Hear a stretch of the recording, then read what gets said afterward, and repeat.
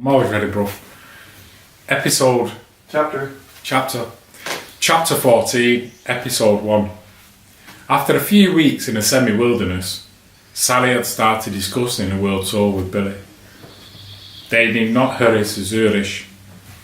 Erapa was not ready for them yet. Billy could work from anywhere. Sally could too if there was an assignment that suited her. Sally wanted to travel. She wanted a work and travel package. Billy informed his team and Daisy of the cities they planned to visit to see if there was work for Sally. Billy didn't say work for Sally. Why does it take so long?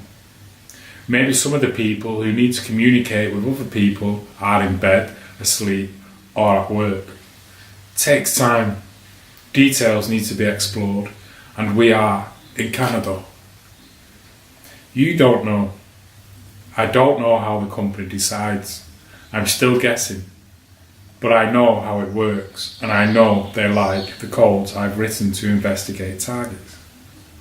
Okay, people need to talk to people. Something like that. I really enjoyed this place, hanging out with my friends. All of them. Out in this beautiful country. Fields, trees, crows, lakes and ocean. But I can't wait anymore. We can go to Halifax. When I get answers, we can jump on a train. I'd be up for that. You can't ask how much longer. But I could, but it wouldn't help. When the upper echelon of unknown lizard kings give their decree, I will know. Minutes later. You're guessing. Yes, I don't know. This is still pretty new to me. I can't compare it to anything.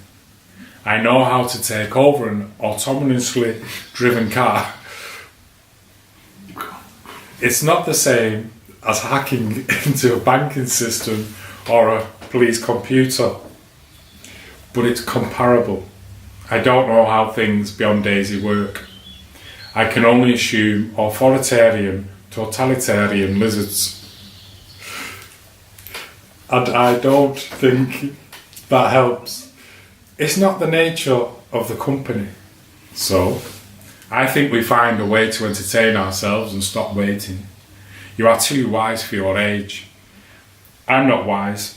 I am very logical. A true man of reason, with cyborg superpowers. So what do? I don't want to hang out anymore. We can communicate with Daisy anywhere, anytime.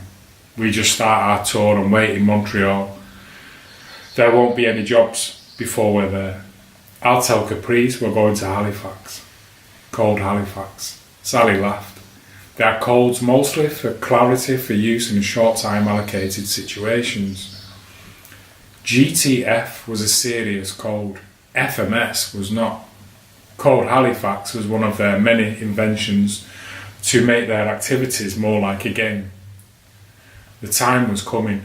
Everyone knew, be prepared. When Caprice came back from her wander around part of the property, she wasn't surprised to hear the news of the day. It was time. She wanted to get back to her studies. Her own country was not the place. She wanted to go to Switzerland also, but not around the world. Caprice, we have to initiate Cold Halifax. Okay, I'm ready. I think it's really cool that you want to study stuff. I never made it through school. You went to a different school. University isn't the only way to learn stuff. But you want to build rockets. How cool is that? Probably the fastest growing, coolest thing since... Caprice wasn't sure. In the beginning was fire. Then there was knowledge. Now there are spaceships. I'm going to miss you both. It won't be long. We're just going around the world once. And we're leaving out the Atlantic. You have some time. I won't be on my way to Mars before I'm a professor of something. Billy smiled. Mars is an option. They were too young to remember when that was a joke. It was still unlikely that Caprice would be gone before they got once around the world. No one had gone yet. The continual destruction of paradigms. What? The professor talked about it last time I was in class. What paradigms? Man can't fly, man can't go to the moon, man can't go to Mars. Man can make an electric automobile that goes anywhere and is affordable. Paying attention to opinions of stupid people, what is a paradigm? Exactly, sort of. Who needs a nasty focus? That's it, bro.